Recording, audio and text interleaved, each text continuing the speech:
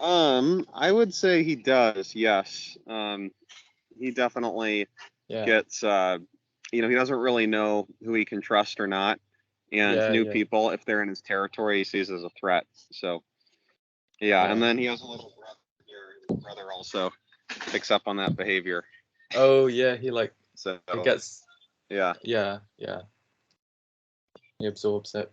All right, so welcome to the UK Sangha. It is Wednesday.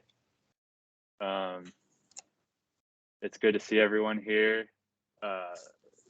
Before this recording started, Robert brought up the topic of anxiety. So that's a pretty potent topic. And to get things going, like who here has experienced anxiety? Has anyone ever experienced that before? I have experienced it sometimes. Oh, okay. So everyone knows what anxiety is like. Do you guys enjoy having anxiety? No, it's shit. Sometimes, actually. Interesting. So when you're enjoying anxiety, what is that like? It's like an intense sensation, that you can really feel out sometimes. It's really adrenaline pumping kind of full body experience. Okay, so that sounds like it more. That sounds more like exhilaration than anxiety. Mm-hmm. So there must be a crucial ingredient to what makes a perception or a feeling anxiety, and that has to be right. That has to be the fear or the resistance to anxiety. So one thing that Dhammarato said about anxiety, self-preservation. Right. One thing that Dhammarato said about anxiety that like revolutionized the way I look at anxiety and approach anxiety is anxiety itself isn't that bad. It's not that big of a deal, but anxiety of anxiety is where things get out of hand.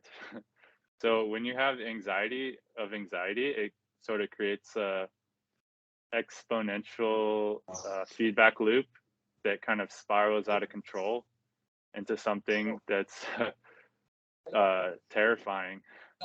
And that's when people say I suffer from anxiety, or they're diagnosed with like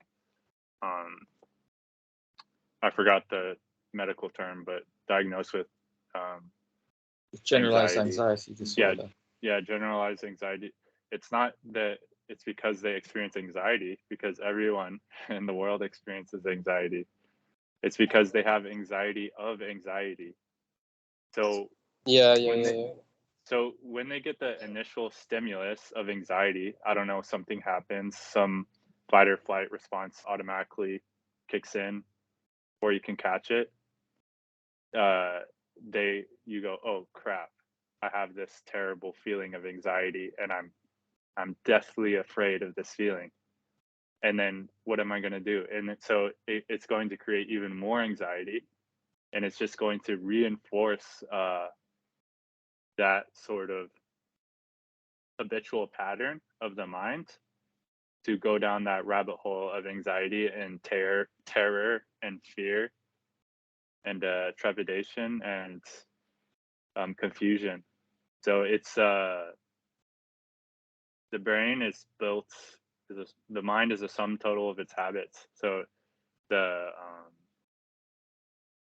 pathways that your thoughts go down are strengthened by repetition.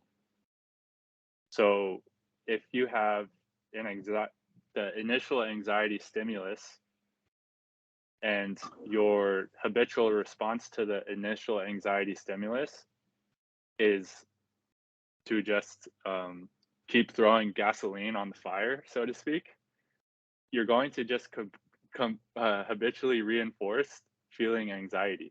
So it's going to become like the normal pattern for you, for your feeling mechanism.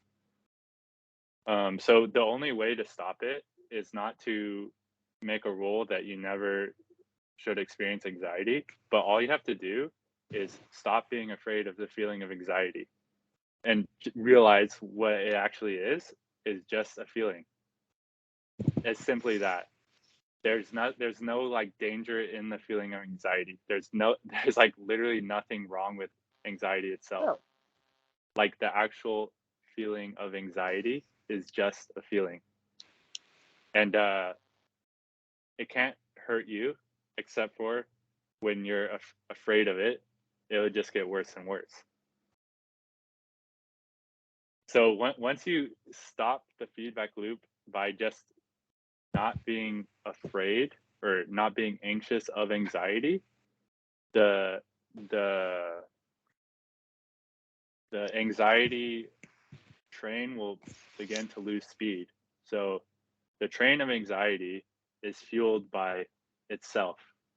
So having anxiety of anxiety is like throwing more coal into the fire of the train that keeps the momentum chugging along. And as soon as you stop throwing coal into the fire, the anxiety is just going to keep happening, but it's just going to slow down because nothing's perpetuating it. And eventually it'll roll, slow down. And eventually it'll completely stop. So tapping the brakes on anxiety is just to stop having fear or resistance to the initial stimulus of anxiety. And we can do that through wisdom, through understanding that what is it really? Like look in your experience, your current experience, what really is anxiety? It's a feeling. It's just a feeling. And feelings, what is the nature of feelings? They're impermanent. So you're not always experiencing anxiety. Sometimes you are, sometimes you aren't. So there's really nothing to be scared of a feeling that arises and passes away, just like everything else. And so that's the end of my little anxiety speech. If anyone else wants to talk about it, please go ahead for what you think. Yeah, so I have a question. You said something toward the end of your little speech about how tapping the brakes on anxiety is not reacting to the initial stimulus. Is that the stimulus in the environment or the feelings of like adrenaline in your body? So the stimulus in the environment is not what creates anxiety. I'm talking about the initial fear of your environment, or you have to think about your environment holistically. So your environment is what's going on outside and what's going on, quote unquote, inside. That's your environment. So it may be a feeling of anxiety that arises. That's what's happening in your environment. So what you do with that feeling that arises is going to determine what happens to it. Okay. Does that make sense? So it doesn't matter whether you're feeling anxious about something that happens in the physical world or something that's completely in your mind. Because ultimately what happens in the physical world and what happens in your mind, both are perceptions. So the initial feeling of anxiety that happens has to be seen clearly as not dangerous. You only have the mind for views. You can only hold views in the mind. Right. You can only hold views in the mind. So what the point I'm trying to make here is that anxiety just happens. And in and of itself, it's a natural mechanism. It's literally what has been selected to help the human organism survive. So You run away from, you get the fight or flight response, you get a rush of adrenaline, so you can get out of there, of a dangerous situation. So here we started, where it went wrong is we started to create dangerous situations in our mind, which create the anxiety. So if you actually are in danger, in real world danger in your environment, then you probably should be having anxiety. You're going to need to get out of there. You're going to need to run out of there if there's real imminent danger. But what we're doing here is looking around and like investigating what is the danger around us. So I'm sitting here in this room. There's nothing coming to get me. There's nothing imminently wrong. I have plenty of food, plenty of water. I'm not exposed to elements. So the only dangers can be seen to be through the thinking mind, the dreaming mind. But even that, I'm not saying that. Okay. Even that, I'm not saying that it's never going to happen, or you can stop it completely from happening in your mind, the feeling of anxiety, because it has a habitual momentum. So where we can stop throwing gasoline onto the fire is just see the reaction of the mind to produce the anxiety response in the body as not dangerous. So sometimes it's there, sometimes it's not. You're still alive.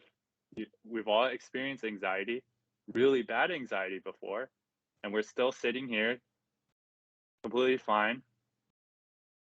Nothing happened except for that you were experiencing anxiety.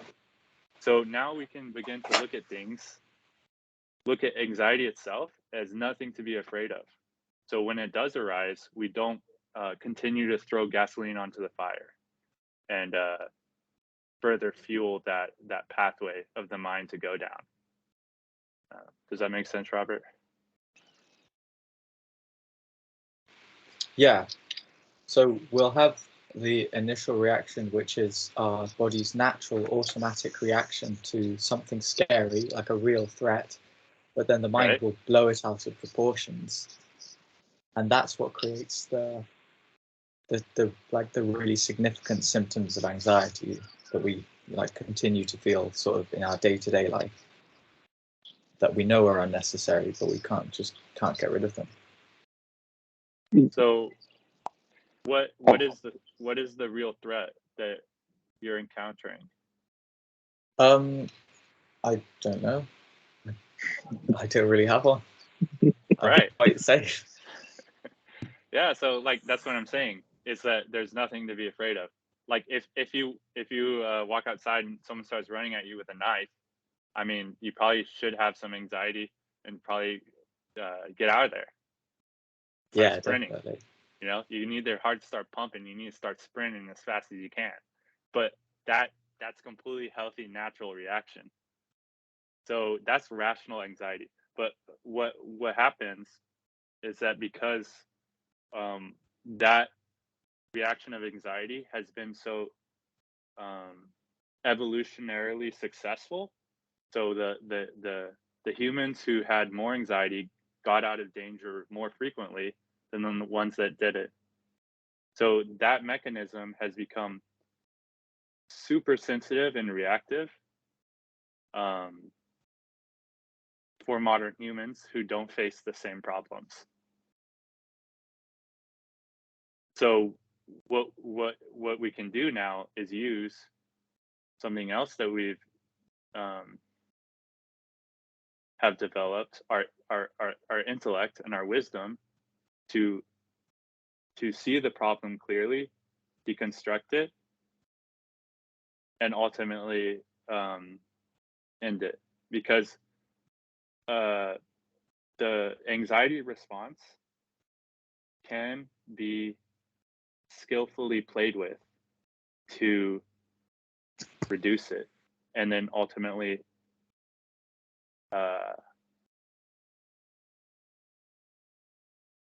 not really have it be a problem, like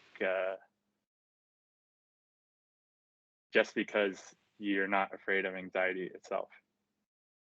So I said, like, when I mentioned sometimes like anxiety can be enjoyable, I think this is when you, Scott, mentioned that you can turn it into a wholesome anxiety. It's like being excited for a school trip or being excited for a date.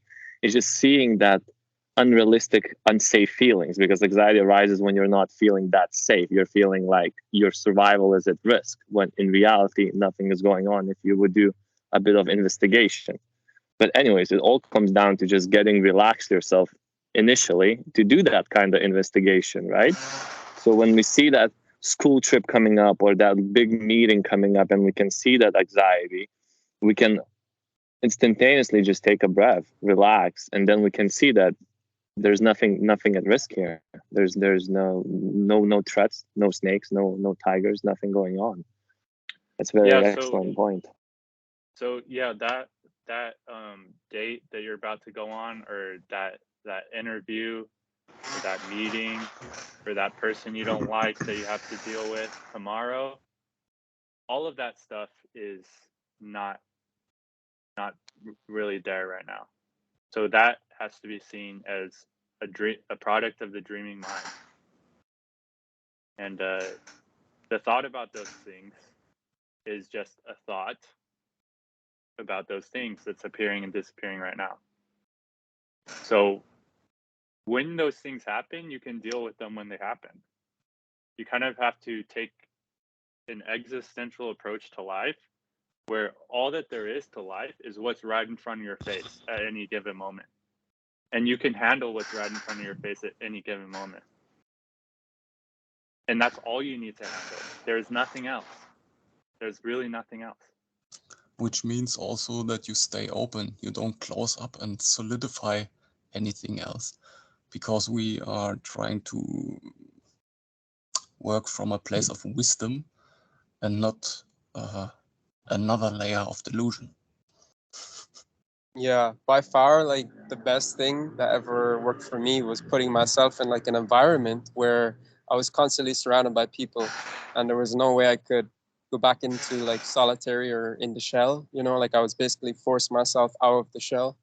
And it kind of comes to that point where you're so sick of your own bullshit that you do put yourself in those situations where you have there's nothing else to do but be confronted by it, and it actually just kind of washes away, you know.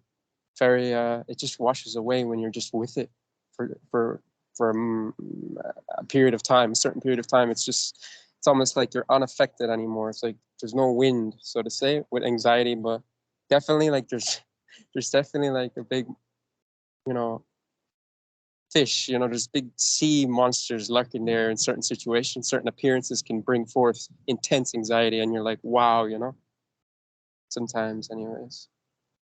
But in general, I think putting yourself in an environment where you're constantly with people is a really powerful way to understand anxiety full on.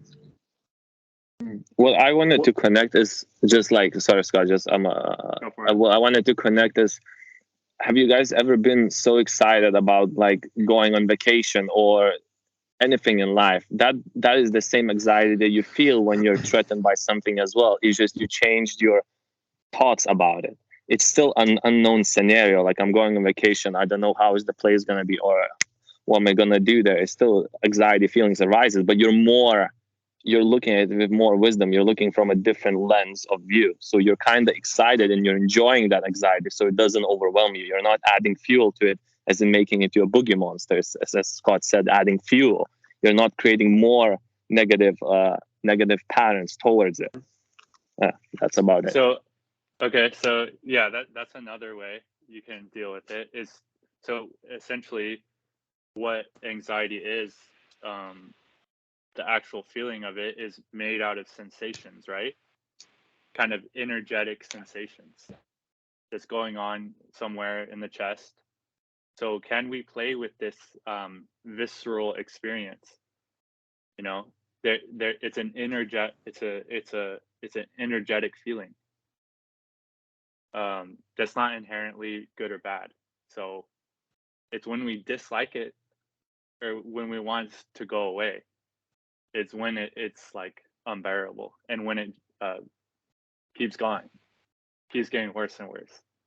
Where do you guys feel anxiety generally? Because I feel like contraction in my throat quite a lot of the time, you know? I feel like just yeah, there's like a contraction in my throat sometimes when it's I'm very, very in my body, very aware. It can be very subtle as like this contraction in my throat.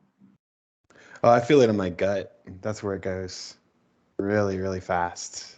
Yeah. I haven't felt it in a long time though, but I remember that's where it used to go. Yeah. That another good point is that usually wherever you experience anxiety is always somewhere around the breath area. So somewhere on the chain where you're experiencing the breath. That's why literally taking deeper breaths is going to start to expand that energy. So there's a tightness in the chest.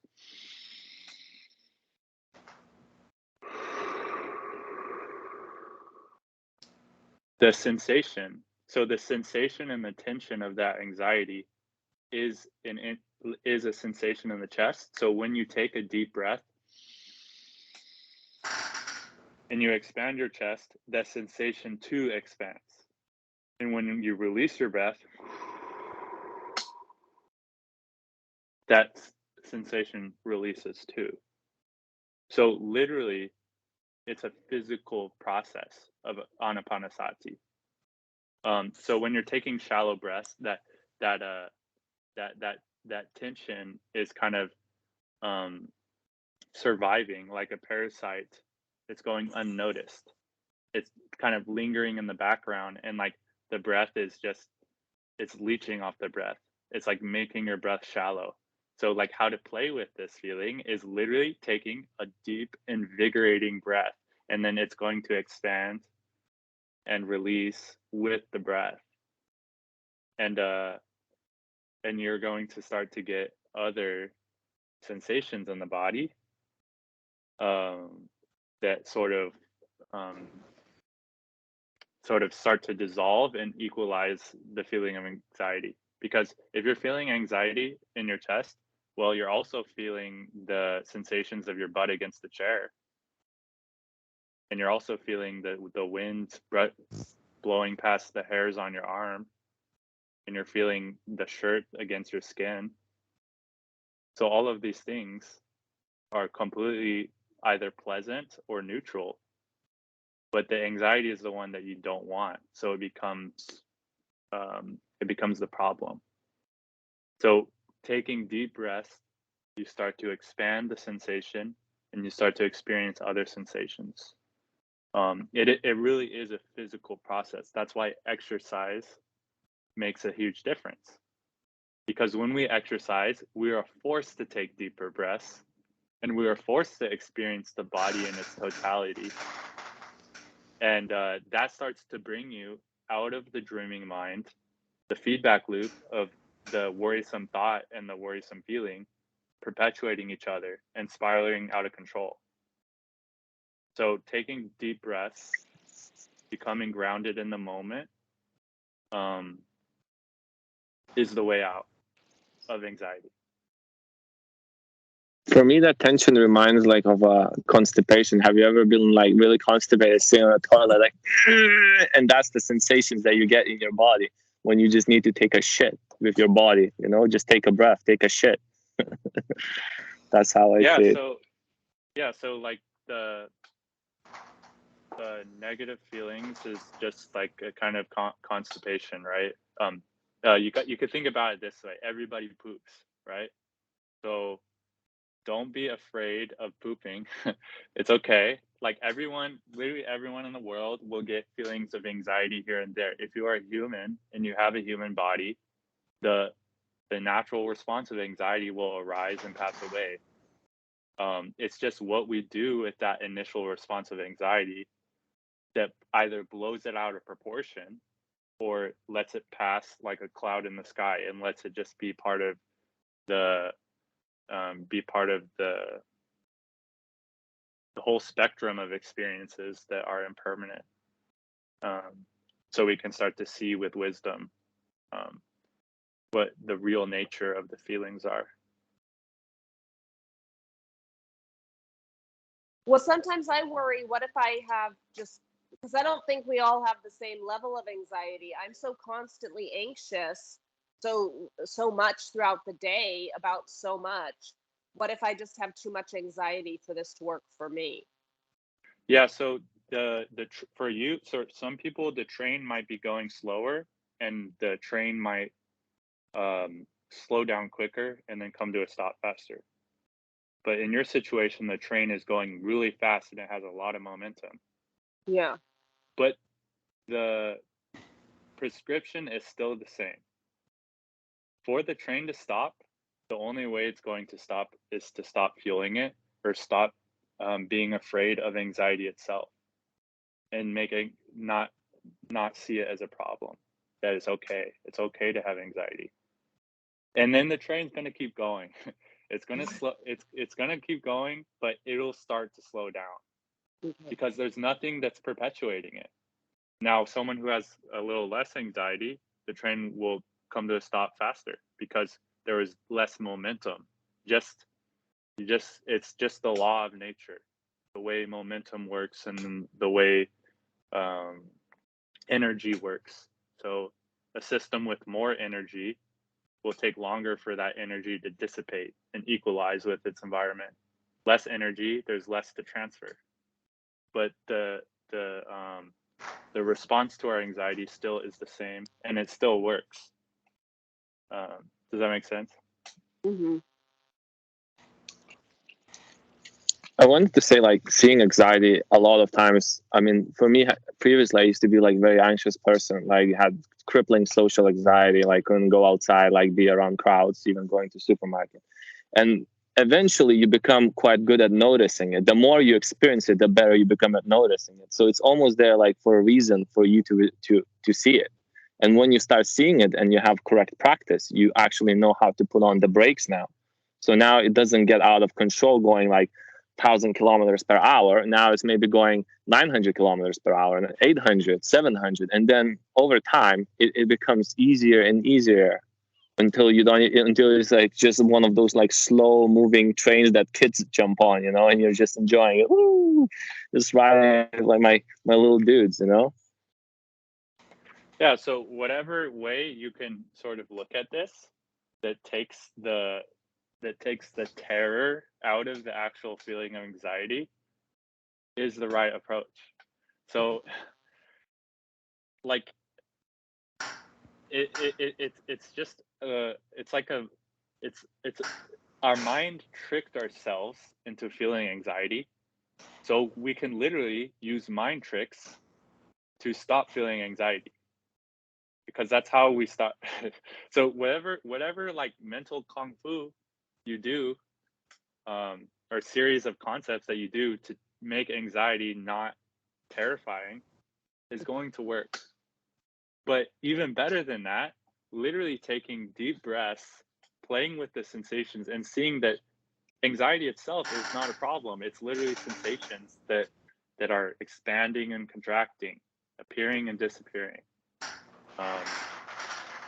It's not self, so it's not you. It's not always there. It's not you. But because we feel it very often, we associate ourselves with it. So we see that, oh, I'm here, there must be anxiety here. But no, it's not always there. Right. So much so that people identify themselves, like they start carving it into their personality. Like, I am an anxious person. I am this kind of a person. And then you've attached it, you've married it right to your ego. That's what anxiety wants. That's just what it wants. Now you're playing right into anxiety's hands. Right. So I see you, Mara. I see your little tricks.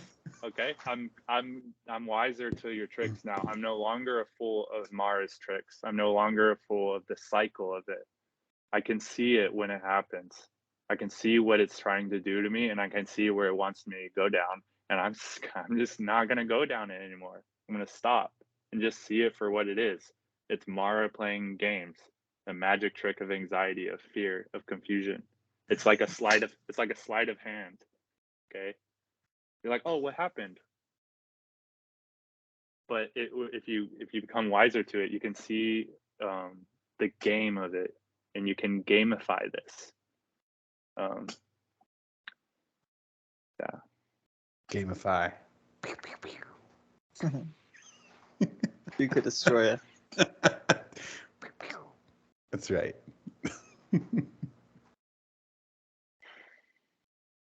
That should be a game. There should be like a Buddhist themed video game called Dukkha Destroyer, where it's like unwholesome thoughts and you have to like blast them down. Like explode into mandalas or something. But when I do see the anxiety for the trick it is, I feel relief for like 10 seconds, maybe a minute or two, but then it just comes right back. And that over time, that discourages me. Yeah. Right, because you experience the relief, and as soon as you experience the relief, now you're like, oh, I want this relief. I never want this to go away. Yeah. I want this. So that comes from the belief that the relief can be a permanent when it's impermanent too. So the same goes for anxiety. Anxiety is impermanent, and the relief from anxiety is also impermanent. So if we believe that any of these two things are impermanent, what it causes is liking or disliking. And that's craving. So that perpetuates dukkha. When we believe that they're permanent, it causes us to crave them. It causes us to either crave or revert to them. I see. So we believe the anxiety is permanent, so creates aversion. We believe that the relief can be permanent, or we want it to be permanent, so there's craving. But they're two sides of the same coin. So yeah, go ahead. I get that on a conceptual level, but how do you really, really get it experientially? Practice. Experience. Sorry, it's just practice. Yeah. So you can just how you're telling me and you're describing to me the cycle of it. Yeah. You get the relief, it comes back, you get discouraged. So right there is wisdom. You can see the cycle of it. So here, when we're seeing the cycle of our reaction to things and coming out of anxiety and going back into it and getting discouraged, we can develop a metacognition in that way and sort of also take the fear out of that happening. So you stop being afraid of the anxiety coming back, because that's how you got out. That's how you experienced the relief to begin with. If you stop being afraid of anxiety. So you stop being afraid of anxiety, you experience relief of anxiety, and then now you became afraid of it coming back, so it comes back. So if you're not afraid of the anxiety coming back after you experience the relief from anxiety, it might come back, it might not. If it comes back, it's not that big a deal, and it's okay, and it'll calm down, take the momentum out of it, probably will come back. But if we don't want it to come back and we're afraid of it coming back, it's going to keep reinforcing that and adding more fuel to it. And the same thing goes with a discouragement feeling too. That's just another word for doubt, So you go, okay, now I'm discouraged. Now I'm upset that I'm discouraged. Mm-hmm. It's like a never-ending chain. It's a chain, and I actually see the entire chain happen, then get frustrated about the whole entire chain, and because the whole chain keeps happening from start to finish, like at least 100 times a day. Yeah, and then it takes quite a lot of effort, and you can get discouraged with how much right effort you have to put into it. Sometimes it's a big hindrance to right effort. Mm-hmm. But it really is noble effort. You're not trying to push against it. Yeah. You're trying to do it wisely, softly, as only as much effort as as needed. as it needs. And I also, don't try to create something. This is bringing everything up for me, like just doing the practice. Like, I'm worried, I'm too anxious, I'm a hopeless case. Like, other people can do it because they're not as anxious as I am, but I am special in that I can't do it.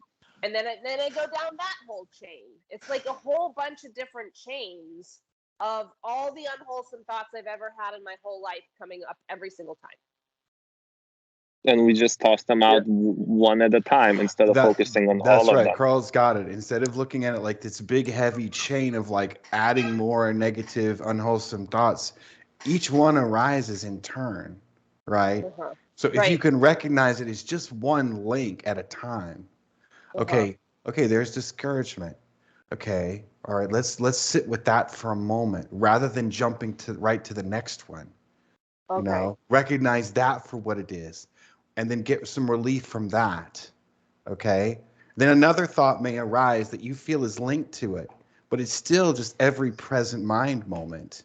You know, and if you start looking at it like a chain, you will feel like you're wrapped up into it, right? But the chain is sort of because you're remembering all these past situations, but they're not relevant in that moment. Only that mind moment is. You know, and it's really easy to hold one link. It's super easy to hold one link. You can toss that away, but an entire chain, that's a heavy thing. You know, so don't think of it as. It feels heavy. It feels really heavy. Right, but see it as in this present moment, I'm feeling discouraged because there was no relief. Okay, I recognize that for what it is. I'm gonna breathe on that. I'm gonna, work on that part of it. Recognize that for what it is. Yeah. And congratulate yourself on tossing that one thing out, because the key, it really is the key to congratulate yourself as you toss something out, because it builds confidence that you can actually handle this. So over time, you will build confidence that you can throw out the whole chain without even needing to pick it apart. You'll just see, there's the chain. I can see the chain is going to start like coming around the corner. Right. Here's link number one. Let me toss it out at link number one. Yeah. And experiential level is the confidence. Once you get the confidence, it's just grooving. That's it. It's just grooving all around. Okay. So I'm on the right track? Of course. Okay. Yes. I don't think you would be here if you're here. Right, you're here. You can always one thing that I heard Dhammarato say over and over and over again, and you can look this up in the talks with Martin Z or Martin Z, is the new students begin to see their stuff and they think they do something wrong because it's more. But it's exactly the opposite. You can see more. You can see now what's really going on, and this is like discouraging maybe if you take it this way. But you can also take it as, okay, I can see this now. Building up some confidence, practice, and you will conquer this because you're a lioness. Thank you.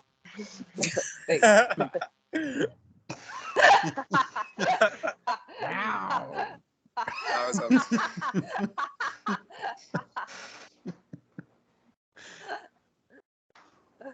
Okay, good. Yeah, and you can always take refuge in the Buddha, the Dhamma, and the Sangha. So you're ever feeling afraid, here's another tool. You can bring up thoughts of the Sangha. You can bring up thoughts of the Buddha. You can bring up thoughts of the Dhamma. And this is always wholesome, and this will always soothe the mind, and this will always bring an end to fear, because it's unsurpassed. So there's nothing more excellent than the Buddha, the Dhamma, and the Sangha, and there's nothing beyond it. It has seen reality for what it was. Like, it has seen things the way that they really are. And the way that things really are always is everything is okay. And all of the fear and all of the problems was all in imagination. It was all a dream. It was all a product of the dreaming mind. So it's a magical thinking. It's thinking about something that isn't there. So whether someone else is experiencing anxiety or not, something you experienced in the past, or something you might experience in the future, it's all never there. It's all a fabrication. And that's the good news. So that's what every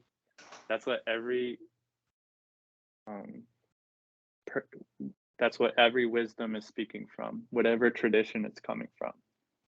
It's really telling you there's nothing to worry about. Everything's okay. It's okay here.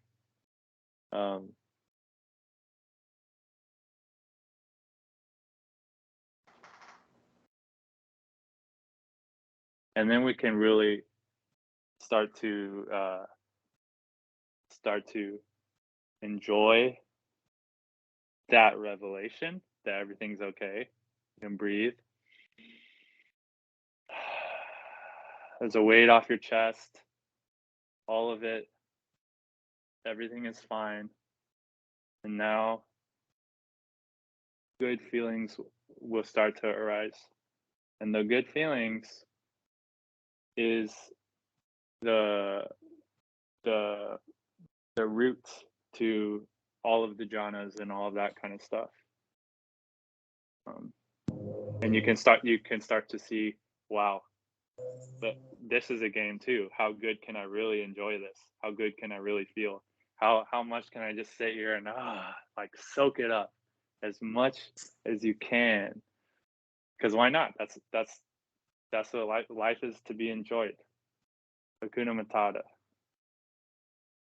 Yeah, and also you can, on occasion, skillfully remind others of this same thing as well, which is also a really excellent practice to, when there's opportunity to be able to bring this kind of calm and peace to others that are in such dukkha, drowning in such dukkha.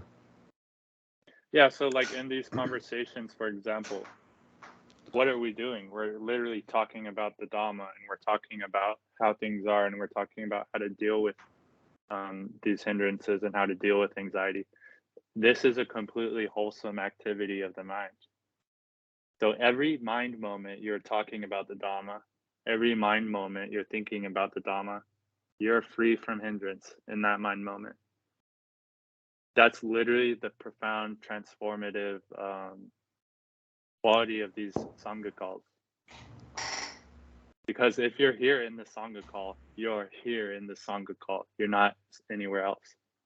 Yeah. But even as you're talking, there's thoughts flashing in my mind about worries about the future. And then, so now that you're talking about those thoughts splashing in your mind about worries about the future, you're seeing those thoughts flashing in your mind about worries about the future, and you're talking about it with the Sangha and through the context of the Dhamma. So that's wholesome. So the thoughts and the feelings aren't the problems. Bye, Veda. Good to see you. Bye. The initial stimulus, the initial thoughts and the feelings aren't the problem. The problem is our interpretation of it, our perspective of it, our view of it, the lens. So if you put on or the attitude, if you put on orange tinted glasses, everything is going to look orange. If you put on so this is an analogy for the filter of our mind, or the interpretation aspect of our mind, is like putting on lens and looking at things. And the Dhamma is taking off the glasses and seeing things clearly. So initially maybe you need to put on clear lens glasses, and those glasses is having the right attitude of I can surmount this. I can see it for what it really is, and I can wake up out of it. And taking joy in that, and seeing that there's nothing to fear here. There's nothing to worry about. These thoughts and these feelings aren't the issue. It's what do I do with them, and how do I react to them? Because if you react to them and problemize them, then they're going to become bad. So that's the interpretation step that affects the feeling, or affects either the reinforcement of a habit or the weakening of the habit. So it may not be like, oh, it makes it go away on the spot, you throw it out completely, it's not going to come back. No, it's just weakening it by not seeing it as a problem more and more. It's just a phenomena that's happening in your experience. It's just a series of thoughts, and the series of thoughts are just happening, arising and disappearing, and there's no real problem behind them.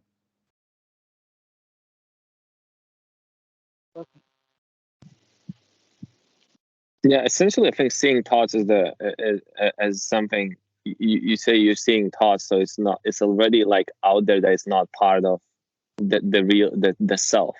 You can see it's something happening, so that's the first insight. You can already identify that is not something that's part of the initial center. So from there you can even congratulate yourself, because now you saw them, so they become less real. You don't give them that real feeling, as far as like, yeah, just making them more real. As the more you play with them, the more you talk about them, the more you entertain them in your head, the more real they become. And then the smoke gets in your eyes, and eventually your whole world becomes those thoughts. Like we see this all the time with people, like sitting in the trains and being in their space, not noticing that somebody's pulling out like a phone out of their pocket, being miserable.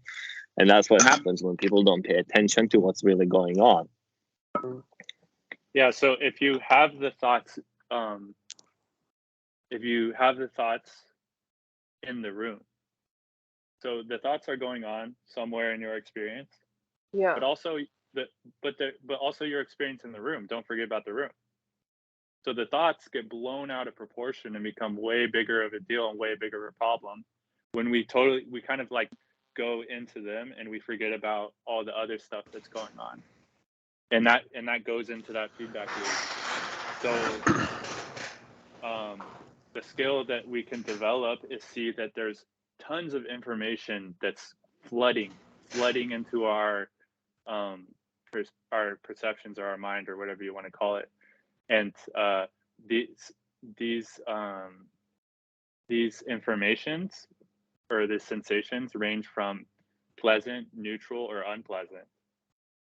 And the problem comes when we forget about the neutral and the pleasant sensations and only focus on the unpleasant. So the disturbing or the triggering thoughts and the unpleasant feelings. And we forget about everything else. So that becomes our whole world. When really the thoughts, the unpleasant, are in a whole mixture of neutral and even pleasant. If you take some time, take a breath and be like, oh, that breath can actually be enjoyable. That's actually a pleasant feeling. Let me hang out there for a little, and let me try to relax the body, and let me see if I can enjoy myself. Let me adjust my positioning. Let me see if I can experience some relaxation in my muscles. That's actually kind of pleasant. These thoughts and these feelings can still be going on, the anxieties, but now you're putting them in perspective. So, and then also the room around you. Oh, there's all this light flooding into my eyes. It's a miracle, actually. Let me see if I can gaze at all of it. Let me see how good I can get at this. Let me see if I can gaze at all my visual field instead of focusing on one thing.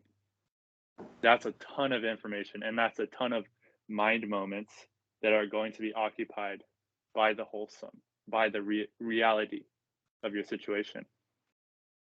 And that's where you're going to experience relief, is in the reality of the information. And just sit back and gaze at it, and you can just realize, oh, there's nothing I have to do There's nowhere I need to go, and there's nothing I have to do about the anxiety and the triggering thoughts, and there's nowhere else I have to go, because look at all this stuff that's going on. I love the way you said that, Scott. Just sit back and gaze at it. That really helps me. No matter what you do, the grass grows. That's it. That's right. Present moment. Present moment. How we can wake up to that present moment. Or literally see right now. Can you look straight ahead, or maybe a little bit downwards, and become aware of the periphery of your vision? The periphery, as well as what's in front of you. So stop focusing on what's in front of you, or the screen, or the people's faces, and let all the spectrum, all the periphery just wash into your eyes, and just gaze at the totality of it. Okay. And try to do that for a couple seconds here. It's like a planetarium. So now that you can see that this is possible, this is the same skill that you can also do with the body. So there may be some tension in the chest or something, but there's also all these other sensations going on. So let's not focus on this one, and let's open up, and let's gaze at the entire body, or the entire sensations. It's the same as what we're doing with the sight. So and then even one step beyond that is gaze at everything. So the thoughts, the feelings, the touch, the smell, all of it happening one after another, and just gaze at all of it without going down one way, without going into the thoughts or going into the feelings, so to speak, and just let it all wash in without making any labels, without giving any names to anything. This is that is that. Like without, oh, that's a lamp, or this is a thought. Just experience it for what it is and let it wash into your system, and do not interpret it. And then in conjunction with that, take some deep breaths. So everyone here now, let's take some breaths, some on the 5 count in, 5 count out. 1, 2, 3, 4, and then 5 count in. So ready?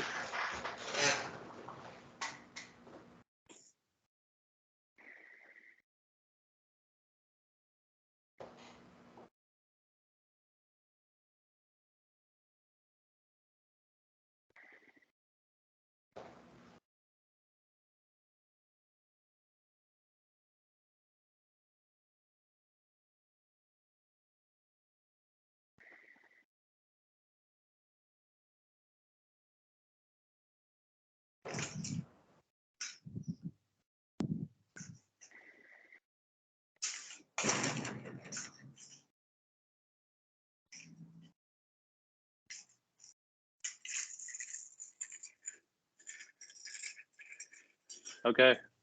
So how did that feel? Does anyone want to talk about that? Perfect. Great. Good. Perfect. Good.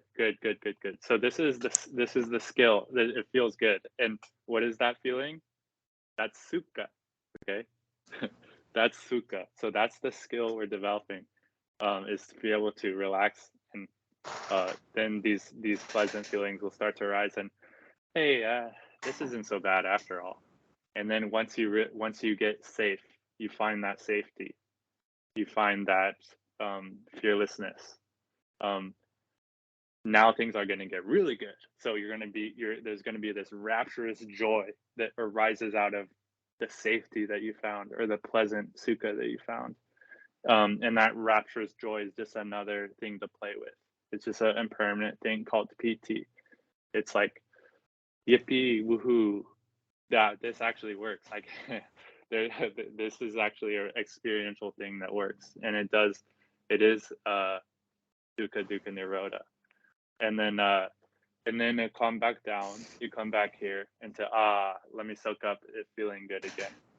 And then even more relaxed and more relaxed and more relaxed and more relaxed, until you're more relaxed than you've ever been in your entire life. And when you're more relaxed than you've ever been, in your entire life, then you can really see the processing of mind really clearly, like so precise. So this is like, then you're going to be able to deconstruct your experience even more. And that is go ahead, Robert. Since the goal is to relax a lot, and that's the path, is one of relaxation, is it okay it's to... part of the path. It's an aspect of the path. Never mind, I'm not going to ask. It's kind of stupid. Sorry. No, go for it. Don't think it's stupid. It's not stupid. No questions. I don't know, sometimes when I start to relax, I just like, I want to like start like smoking and drinking and like not like healthy habits. Yeah. I don't know if that's like, it makes me more relaxed, but I guess it's technically not Dhamma if you're doing that, is it? No, but think about it this way. That's what people naturally do. So they'll be like, oh, it's Friday, I can let loose. Let me have a drink. Yeah, it's that exactly and then, that feeling. Then they'll have a couple drinks and they'll be having a good time. So, I mean, that's a lot better than, oh, I'm miserable, let me drink the pain away. So yeah, it's not drinking to escape. It's just like I'm starting to relax and I'm like, man, I feel good. Like I just want to like relax even more and let loose, and that Friday feeling. Yeah, so but that's sort of like habitual. That's a habitual relaxation, taught by society, etc.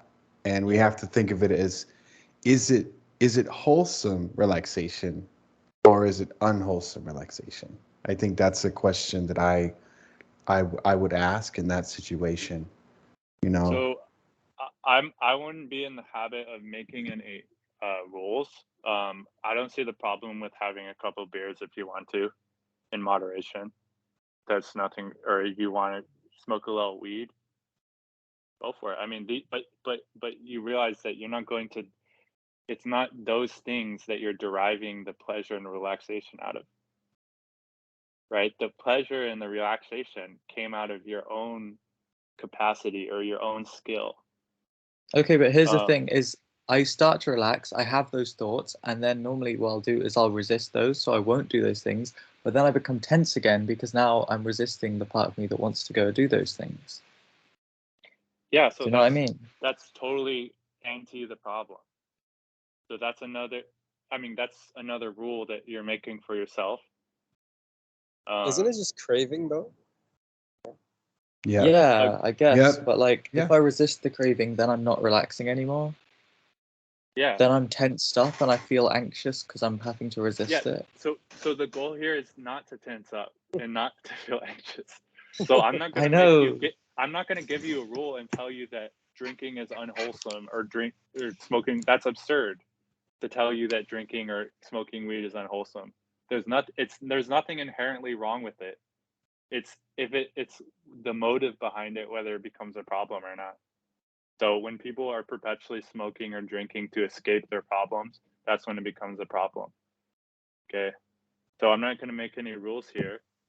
But always remember the goal is to wake up out of fear and anxiety and resistance, and not keep it going even further with some kind of psychological rule or like guilt tripping ourselves.